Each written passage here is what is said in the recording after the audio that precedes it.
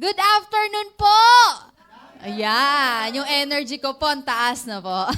Sabayan niyo po yung energy ko. Thank you, Lord po, sa panibagong araw ng rest ngayong araw na to. And Happy Mother's Day po sa lahat ng mga nanay na nandito. Palakpakan po natin ang lahat ng mga kananayan. Ayan.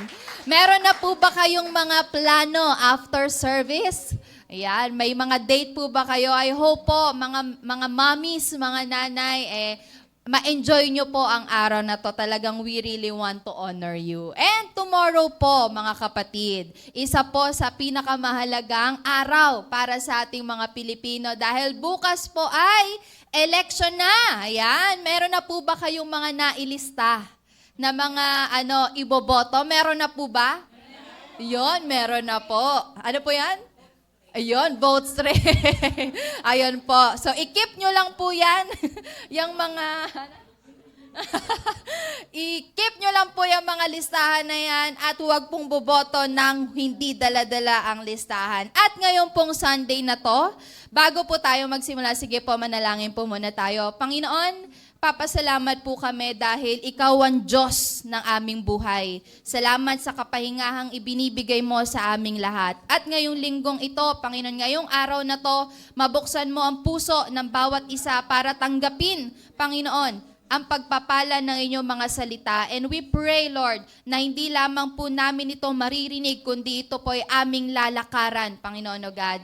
And we pray, Lord, na kung ano man po ang matatanggap na mensahe ngayong hapong ito ay hindi po ito mananakaw ng kalaban, bagkus lalakaran po namin ito sa pangalan ni Jesus. Salamat po in Jesus' name. Amen. Ayan. Thank you, Lord. Ngayong araw po ay isa po sa napakahalagang araw dahil maririnig po natin yung isang klase po ng message na hindi po siya palaging naririnig sa church. Ano po kaya yung bagay na to na hindi palaging naririnig sa church? And pag-uusapan po natin, paano po ba to? Ayan. Pag-uusapan po natin ng isa sa napakahalagang area ng ating society, kundi ang ating pong election and government. Naniniwala po ako na itong bagay na to ay isang bagay din na dapat pinag-uusapan sa loob po ng simbahan. Dahil lahat po tayo, karamihan po, may mga kabataan. Sino pong kabataan dito? Taas po ang kamay. Ayan, bumoboto na po ba? Ayan, kayo po naboto, hindi pa. Karamihan po sa atin ay mga botante na, tama? Yan. At ang pagboto po ay hindi lamang po responsibilidad ng mga Pilipino, kundi ito po ay karapatan. Kristiyano ka man o hindi, it is the human right na binigay po sa atin ng government. Kaya ipapractice po natin ito. Pero bago po ako magsimula, ay kausapin mo nga po yung katabi mo.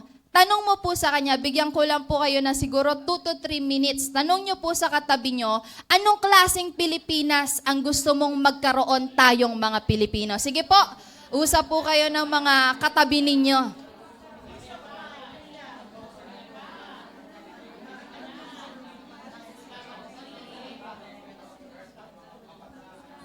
Bawal po ang walang kausap.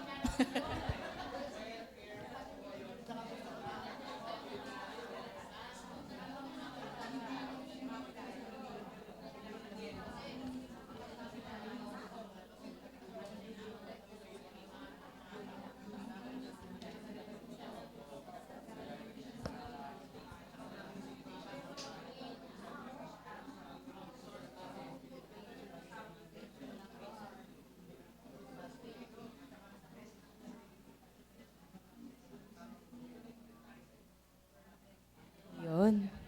Okay na po ba? Ayan. So, hindi ko po alam kung ano pong mga sagot ng inyo pong mga katabi, kung anong klase ng Pilipinas ang gusto nyong magkaroon tayo. Ako po, ang isa po sa gusto kong mangyari sa Pilipinas. Kasi po, alam nyo, dumating ako sa pagkakataon nung nakikita ko ang mga sitwasyon ng Pilipinas. Nagkaroon ako ng fear na nakakatakot magpalaki ng anak sa Pilipinas. Dahil ganito bang madadatnan ng future generation? Pero isa po yan sa bagay na dapat nating mabago sa ating pong bansa. At kaya ko po naitanong kung anong klaseng Pilipinas ang gusto nating magkaroon tayong mga Pilipino. Kasi, ayan po, nakikita nyo, meron tayong South Korea, Singapore, China, and Philippines. Noong 1920 po, sabi po dyan, ayan, 1920, ang Pilipinas daw po ang first developed and modern country sa Southeast Asia.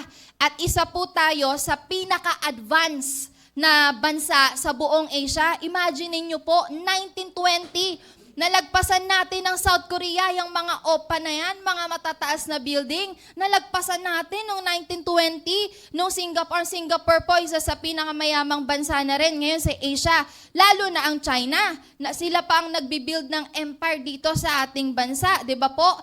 Noong 1920, nalagpasan natin yung lahat. No po, Pilipinas ang isa sa mga pinaka-advanced at modern. Pero ngayon, ano na po nangyayari sa bansa natin? Lagi, nababalitaan ko po pag nagbabasa ako sa Facebook, nagbabasa ako sa internet, tayo na yung pinakamababa.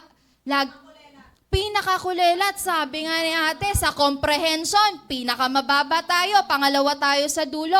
Sa utang ng Pilipinas, tayo po, yun nga lang po siguro, nasa medyo top tayo. Ano pang saan ba tayo nangunguna ngayon? Sa heat index, di ba? Pinakamataas, Sangli Point, 47 degrees Celsius. Doon lang ba tayo mataas?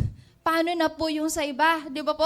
Ngayon, tayo na yung nahihirapang humabol. Tayo na yung nahihirapang umangat doon sa mga bansa sa paligid po natin. Pero, mga kapatid, kung yan pala ay naranasan ng Pilipinas noong 1920, kaya pong ibalik ng Diyos yan? Naniniwala po ba kayo doon? Amen. Naniniwala din po ako mga kapatid na kayang gumawa ng Panginoon muli sa Pilipinas para po mangyari na maging maganda ang Pilipinas ulit. Kaya po, mga kapatid, kung gusto nating maibalik na maunlad ang Pilipinas, kailangan po ng Lord ng mga instrumento para mangyari yon. Sabihin nyo nga po, instruments. Yan. At bukas, yung mga leaders po natin ay gagamitin ng Panginoon bilang instrumento para po maging maunlad at maging maayos muli ang Pilipinas. Kaya po ang title po natin ngayon, kung ang Amerika, meron silang Make America Great Again, tayo po meron ding Make Philippines Great Again. Hallelujah! Kaya po, ngayon, sabay-sabay po nating basahin ang word po ng Lord sa 1 Chronicles 12, verses 22 to 23. Sige po, 1, 2, 3, go! Day after day, more men joined David until he had a great army, like the army of God. These are the numbers of armed warriors who joined David at Hebron. These are the numbers of armed warriors who joined David at Hebron. They were all eager to see David become king instead of Saul, just as the Lord had promised. Ayan. Meron po akong dalawang grupo ng taong ipapakilala sa inyo. Sino po kaya itong dalawang grupo ng tao? Di ko po alam kung ito po ba ay nabasa nyo na sa Bible. Pero, ayan. Una po, sila ay yung mga mighty men ni David. Noong una po, habang si David po ay nagtatago sa Cave of Adullam, kasi tinutugis po siya ni Saul. Gusto siyang patayin ni King Saul. Agawan mo ako sa pwesto. Ikaw ang mas magiging matanyag kesa sa akin. Hinabol niya at papatayin niya si David. Pero, nung mga panahong nagtatago si David sa kanya, may mga grupo ng tao na mga kalalakihan na lumapit kay David at gusto siyang maging leader. At ito pong mga tao na to, sabi dyan, sila po ay mga distressed. Ibig sabihin, hirap na sa buhay. Pangalawa, sila po ay patong-patong na ang utang. At pangatlo, sila po ay mga discontented. Ibig sabihin, di na sila satisfied sa mga buhay nila. No po, gusto na nila ng something better. Gusto na nila ng something na mas aangat yung buhay nila. Sawang-sawa na rin po sila sa pamumuno ni David na sila din po ay pinahihirapan. At nakita po nila si David bilang leader, no po, na pwedeng magprotekta sa kanila. Nakita nila si David na leader na kaya pong mag-lead sa kanila. Pangalawa, si Jeroboam at ang Israel. Sa 1 Kings 12 po, kung mababasa po natin, siguro basahin nyo na lang po sa mga Bible ninyo, noong merong isang hari po na nagngangalang Rehoboam. Ayan, parang parehas po, no? Si Jeroboam, ang hari po pangalan Rehoboam, anak po siya ni Solomon. Ngayon, si Jeroboam at ang Israel, no po, pinadala siya. Punta ka kay King Rehoboam, sabihin mo sa kanya, ayan, ipinatawag ng buong mamamayan ng Israel si Jeroboam at pumunta sila kay Rehoboam at sinabi, mabigat ang ipinapatupad ng inyong ama sa amin. Pero kung pagagaan ninyo ito, paglilingkuran namin kayo. So ang buong Israel, hirap na rin sila. Kasi nung time ni Solomon, nagkaroon sila ng forced labor. Ang hirap din ng taxes nila. So hirap na sila. Masyadong nagbigay ng burden sa kanila yung time ni Solomon. Kaya sila din, nangangailangan din sila ng pagbabago. So kung babalikan po natin itong dalawang klase dalawang grupo ng taong ito, meron silang pinagkakaparehas. Ano po kaya itong pinagkakaparehas nila? They are seeking for change. Gusto nila ng pagbabago. Na tulad nating mga Pilipino, tulad nating mga Kristiyano, may mga pagkakataon na hirap na rin po tayo sa buhay. Tama po? May mga problema, may mga utang. Tayo po dito sa Pilipinas, ang taas na ng gas. Sino po dito nagmamaneho? Yeah, mga motorista po, mga nagdadrive ng sasakyan, ang taas na po ng gas. Ano pa? Ang taas na po ng bilihin ngayon. Na kung ikaw ay sumusweldo, halimbawa ng 20 to 30,000 a month, ang taas ng bilihin, di mo na rin kakayanin. Lalo na kung may pamilya ka pa. Imagine niyo po na yung nararanasan ng dalawang grupo ng taong ito, ganun din ang nararanasan natin ngayon. Tama po, mga kapatid? Kaya po, ang gagawin po natin kung sila po ay naghahanap ng pagbabago, ng reformation, pipili po tayo ng mga tamang leaders. Kita nyo po sila, kanina, yung mighty men ni David, pumili sila ng leader na magli-lead sa kanila. At tayo din po, ganun ang gagawin natin para hahanap din po tayo ng mga klase ng leaders na magli-lead sa atin sa godliness. Ibabalik po natin ang Pilipinas sa righteousness. Palagi po natin sa pagboto po natin bukas, alam ko po meron na kayong listahan. Tama po? Meron na tayong listahan. At palagi po nating ikonsidera yung mga biblical standards. Piliin po natin yung klase ng leaders na magpo-promote ulit ng righteousness sa ating pong bansa. Ang hirap na po ng bansa natin ngayon. Lalo na kung ungodly pa yung magiging leaders po natin. Meron po akong isang example na ipapakita sa inyo. Siya po ay si King Asa. Ewan ko po kung nabasa nyo na siya, pero isa po siya sa bukang bibig ko lately. Si King Asa, yan. Nabasa ko, sobrang namangha po ako sa leader na to. Bago po maging leader tong si King Asa, may mga tawag dito, leaders bago siya. Yung mga ginawa ng leaders na to, ang lulupet. Tayo ng mga Diyos-Diyosan dito, prostitution dito. Nagalit ang Lord sa kanila. Pero nung naging leader si King Asa, may mga binago siya. Tinanggal niya ang prostitution. Sabi diyan, pinalayas niya sa Juda ang mga lalaki at babaeng nagbebenta ng aliw sa mga lugar na pinagsasambahan nila. Imagine, kung saan sila sumasamba, doon pa may prostitution. Ang lala, di ba? Pero tinanggal po ni King Asa yon. Pangalawa, tinanggal niya ang Diyos-Diyosan. Pinatanggal ang lahat ng Diyos-Diyosang ipinagawa ng kanyang mga ninuno. Pinaputol ni Asa mga simbolong ito at pinasunog sa lambak ng Kidron. Ano pa? Sinibak niya sa posisyon, hindi ang taksil sa kanya, taksil sa Diyos.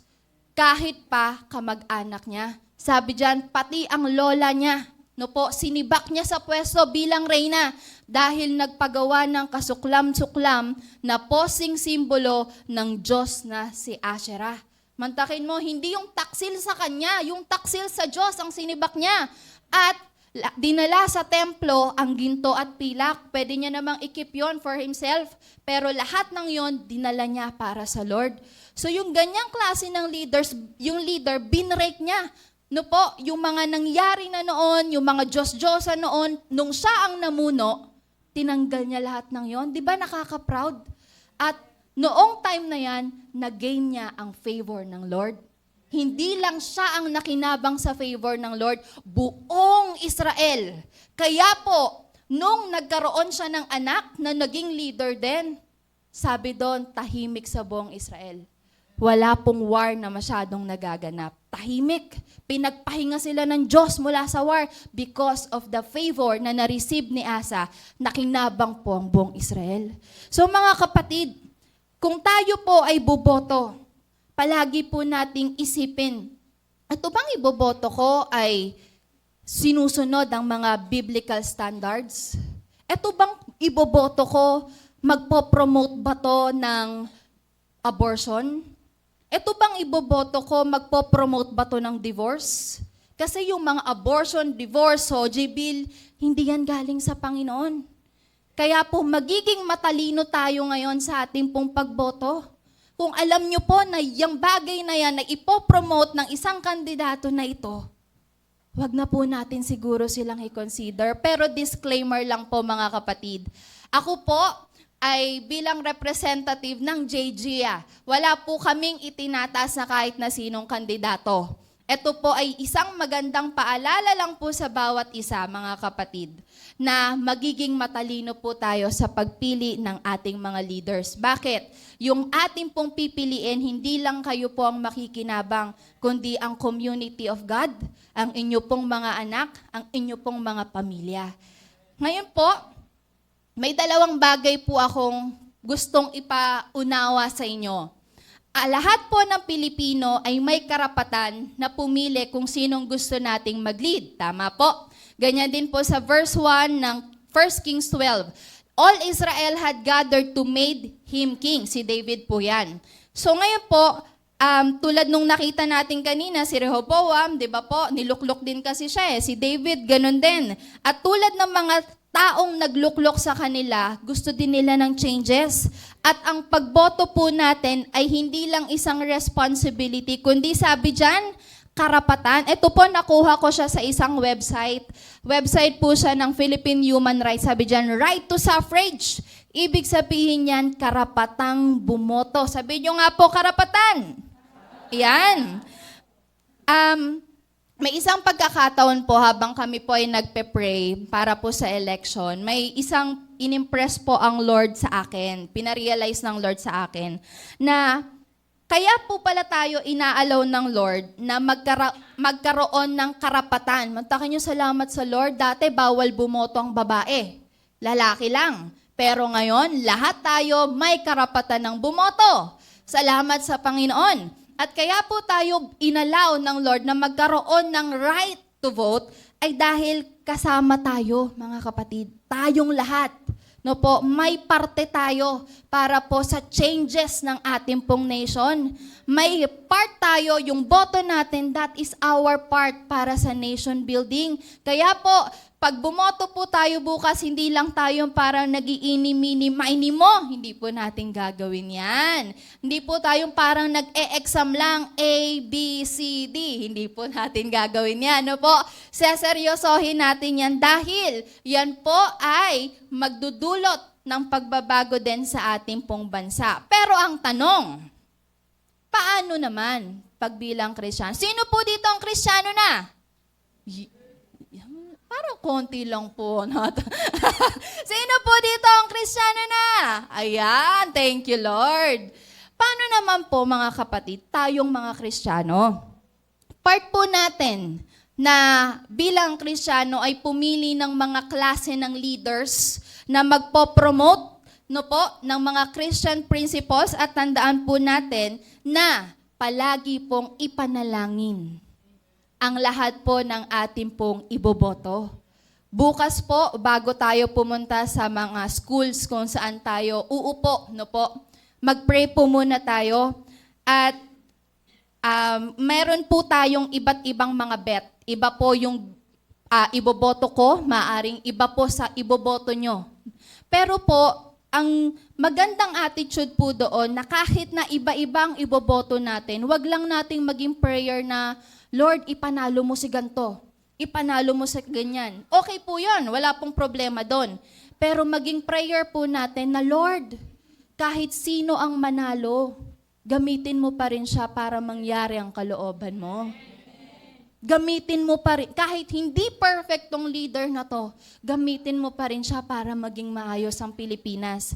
Hindi lang po tayo magiging one-sided, Lord, ipanalo mo to. Gawin po natin, Lord, sige, dahil instrumento mo tong leader na to, gamitin mo siya to make the Philippines great again. And one thing po, mga kapatid, kayo po ba nung pumili kayo ng mga leaders na iboboto ninyo, chinek nyo po ba yung platforms nila? Chinek nyo po ba ang kanilang mga plataforma yan? One thing po yan.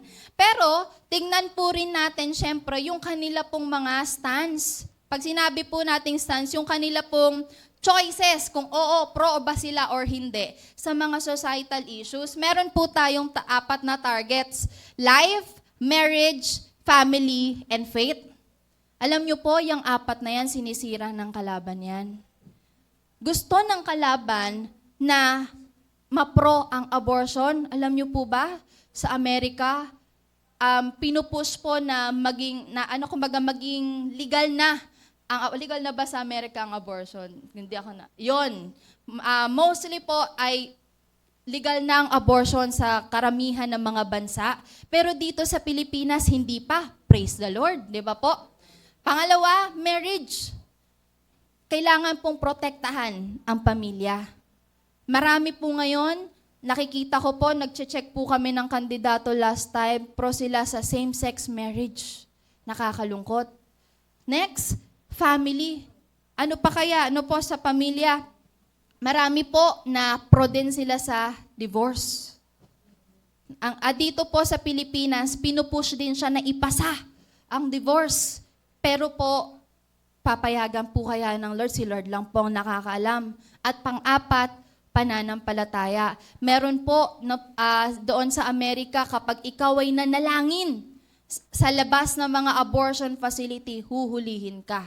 Gusto ba natin sa Pilipinas yon, mga kapatid? Pag nag-pray ka, huling ka? Hindi natin gusto yun. Gusto ba natin sa Pilipinas, sa mga pamilya nagkakahiwalay? Hindi rin po natin gusto yon. Gusto ba natin na yung mga walang kamalay-malay, no po, na mga sanggol ay ipapa-abort na lang, papatayin na lang? Hindi po natin gusto yan. At yan po inaayawan din po ng Panginoon. Kaya po, maging matalino po tayong lahat. Mahalaga na mananalangin po tayo at magtatanong tayo sa Lord kung sino talaga ang dapat po nating iluklok sa pwesto, at ito po ay dapat nating sineseryoso kasi si Lord pala, mga kapatid, sineseryoso pala ng Lord ang politics. Ha? Bakit? Paano mo nasabi, Ate Ann? Sabi ng Lord sa Hosea, pumili sila ng mga haring wala akong pahintulot. Naglagay sila ng pinuno, ngunit hindi naman ayon sa aking kagustuhan. Ginawa nilang Diyos-Diyosan ang kanilang pilak at ginto, at nagdala sa kanila sa kapahamakan. Gayan, nagalit po ang Lord sa kanila dahil pumili sila ng mga klase ng leaders na hindi nagustuhan ng Panginoon. Kaya po, bago po tayo umupo bukas, paulit-ulit ko pong pinapaalala, mamayang gabi, bukas, pag-pray nyo rin po yung mga listahan ninyo, no po, na manalo man sila o matalo, ang mangyari, ang maganda po ay mangyari ang kalooban ng Panginoon. Ayan. And next po, ang inyo pong boto, it determines what kind of Philippines you want to have. Now, nung namumuno po si King Rehoboam, nagpagawa siya ng mga pagan shrine, sabi dyan. May prostitution. Very sinful ang kanya pong pamumuno. Ginagalit niya ang Panginoon. At last one, may division. Bakit division? Nung time na yan, nahati po ang Israel sa dalawa. No po, nagkaroon ng Kingdom of Israel, Kingdom of Judah dahil sa pamumuno niya. Question at alam niyo po mga kapatid, dami nang nangyayari sa paligid. Tama naman po. Sino po dito nakakapanood na nung mga patayan? Halimbawa, nagkaroon lang ng sagian ng sasakyan, patayan, binaril. Nababalitaan niyo po ba yon? Kaya minsan nakakatakot na mag-drive. Ayun, nakikita ko na bubunot na lang ng baril, papatayin ka na lang bigla. Kita niyo po ba yung mga issue sa paligid? Dami pa. Ilan lang yan sa mga napapanood natin. Sa dami ng paghihirap sa buong mundo. Sa Pilipinas na lang, isipin nyo, sa dami ng sufferings natin, mas mahirap po kung godless pa rin ang leadership natin. 'Di ba po? And pangalawang question, dapat ba Kristiyano ang iboboto ko? Tanong mo nga sa katabi mo, Kristiyano bang iboboto mo?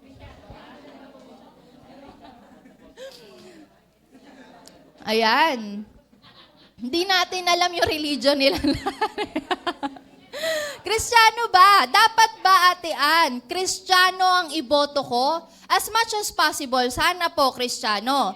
Pero, konti lang po ang tumatakbong Kristiyano. Bilang lang po sa daliri. Tama?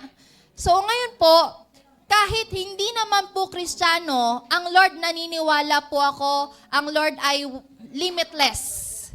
'Di ba po? Kayang gumamit ang Lord ng tao kahit makasalanan pa yan. 'Di ba? Ngayon, kilala niyo po ba yan? Si Donald Trump. Yan po ay presidente ng Amerika ngayon. Kristiyano ba yan? Hindi po yan Kristiyano. Pero, ang dami niya pong ginagawa ngayon sa Amerika. So ngayon, masasagot natin yung tanong, dapat ba Kristiyano iboto ko? Hindi naman po, kasi kahit konti lang po Kahit hindi po Kristiyano, basta makita po ninyong tamang intensyon, okay lang po yon. Eto si Trump, mga ginawa niyan, sabi niya, make America safe again. No po, pinrotektahan niya ang mga borders ng Amerika mula sa illegal immigrants. And sabi diyan, ayan, make America affordable and energy dominant again. So in terms of business and energy.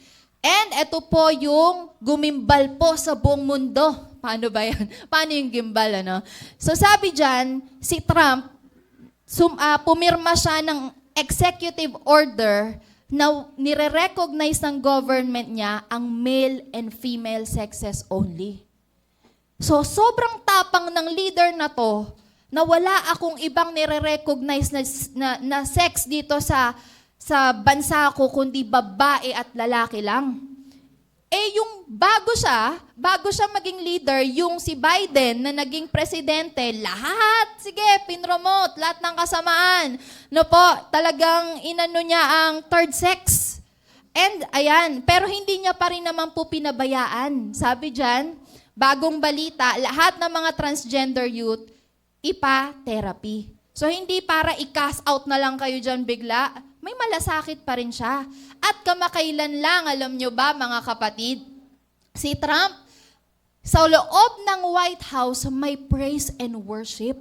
Aba, pambihira. Gusto ba natin sa Malacanang yon? Amen. Meron yatang department sa loob doon ng White House na talagang doon sila pumupuri at sumasamba sa Panginoon. Imagine niyo, hindi Kristiyano yun. Pero nagpo-promote siya ng mga Christian values. Na iniluklok siya ng mga taga-Amerika, not because of his religion, pero niluklok siya ng buong Amerika dahil alam nilang tama ang gagawin nitong leader na to. So ganin din po tayo mga kapatid. Alam natin po na hindi natin control ang lahat ng bagay. Ang Lord lang ang may control. Pero may magagawa po tayo. Gagawin po natin ang parte natin para palawakin ang kaharian ng Diyos. Kung nais po natin ang klase ng Pilipinas na masarap uwian, kung gusto po natin ng klase ng Pilipinas, ng klase ng Cavite City, no po, na dinadayo, gusto nyo po ba maraming turista sa Cavite City? Amen, malapit na po. Bakit? May Sangli Airport na po tayo eh. Sino mag-aakalang magkakaroon ng airport sa Cavite City? 'Di ba po? Sooner or later, dadayuhin din tayo ng turista. Magugulat na lang kayo, mga foreigner na nagala dyan, di ba po? Sinong gusto ng klase ng Pilipinas na mura ang bilihin? Lahat po tayo ng mataas ang sweldo. Yan. Kung gusto natin po ng mga bagay na yan, pumili po tayo ng leader na kumikilala sa authority ng Lord bilang leader niya. Si Trump ganun eh. Kinikilala niya ang leadership din ng Lord at authority ng Lord sa buhay niya. At yun din po ang pipiliin nating klase ng leader. At ayan po, sabi dyan, sa Genesis 1:26, likhain natin ang tao ayon sa ating wangis.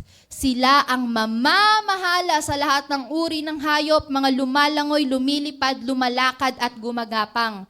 Mga kapatid, tapikin mo ngayong katabi mo. Sabihin mo, meron kang authority.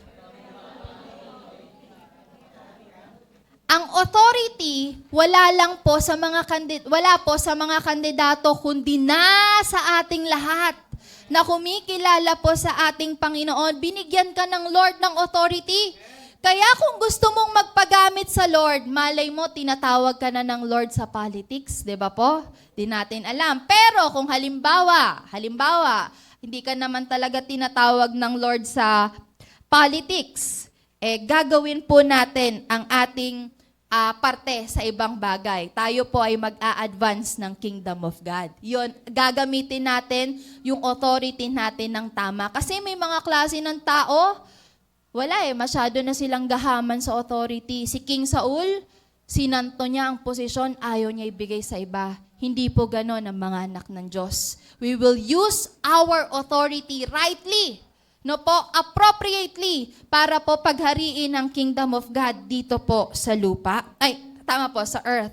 And mga kapatid, anong gagawin natin sa election na to? Mananalangin po tayo. Pag-aralan po natin ang standard ng Lord. At pangatlo, i-check po natin ang mga qualifications. Sila ba ay maganda ang hangarin? Sila ba ay pro sa ganitong bagay? Sila ba ay kontra sa ganito? Sila ba ay kontra sa poverty, kontra sa corruption? Pag-aralan po natin yan sila. Bago po natin sila isulat sa ating pong balota. At bago po ako magtapos, malapit na po ako matapos, gusto ko lang pong ipaalala sa inyo mga kapatid na kahit sino pong iboto nyo, kahit sino man pong manalo sa eleksyon, tandaan po natin na wala po sa tao ang tiwala natin, kundi nasa Diyos. Amen. Dahil po yung mga kandidato na yan, pwede silang mag-fail. Pwede silang, mahirapan, pwede silang magkaroon ng problema. Minsan yung great leaders, grabe din magkaroon ng problema. Pero po, pag tayo ay inilagak ang tiwala natin sa Panginoon, naniniwala po ako na magkakaroon po tayo ng magandang Pilipinas. Nasa Diyos po ang katagumpayan ng Pilipinas at wala po sa tao, mga kapatid. Hallelujah! Thank you, Lord. Kaya po, wag po nating gawing Panginoon yung mga tatakbo, yung mga kandidato, dahil sila po ay gagamitin lang din ng Lord para po bilang instrumento para mangyari ang kanyang kalooban. At manalo man po o matalo, ang mga iboboto natin tomorrow, pag-pray pa rin po natin sila. Manalo man po yung hindi natin ibinoto, pag-pray po natin sila kasi nilagay sila ng Lord doon for a reason, mga kapatid. And tayo po, panatilihin din po natin yung harmony. Ayaw na po natin yung nag-aaway sa Facebook. Nagulat po kami nung eleksyon ng presidente. Dami nag-unfriendan sa Facebook. Sige, boto ka dyan. Tatanggalin kita sa Facebook ko. Mga ganon. Mga nag-aaway-aaway na. Naku, wala po sa JJA yan Amen po? Wala po, magkakaibigan pa rin po tayo. Ipopromote po natin ang harmony at tayo po ay magiging peacemaker. Wala po yung mga, di ka bumoto kay ganyan, nakaaway na kita. Hindi po tayo ganon. We will maintain the peace and harmony sa ating pong lahat. And tayo po after ng election, hindi tayo titigil sa paggawa ng mabuti. Hindi tayo titigil sa paggawa ng kalooban ng Diyos. Magse-share pa rin tayo, mananalangin pa rin tayo, aabot pa rin tayo ng mga taong nangangailangan sa Panginoon. Dahil hindi lang ang mga leaders natin ang gagamitin ng Lord, kundi tayong lahat na nandito ay gagamitin din ng Diyos to make His will na mangyari po sa ating pong bansa. At lalo na po, mag-e-expand pa ang Kingdom of God dito sa Cavite City, sa pamilya mo, sa mga eskwelahan kung nasaan ka, sa government natin, sa bayan mo, at sa marami pa pong iba, lalo na po sa buong Pilipinas. Hallelujah. Sige po, palakpakan po natin ang Panginoon. Thank you, Lord. Ang gusto po natin na isang tahimik na eleksyon bukas. Manalangin po tayo, mga kapatid. Sige po, tayo po tayong lahat.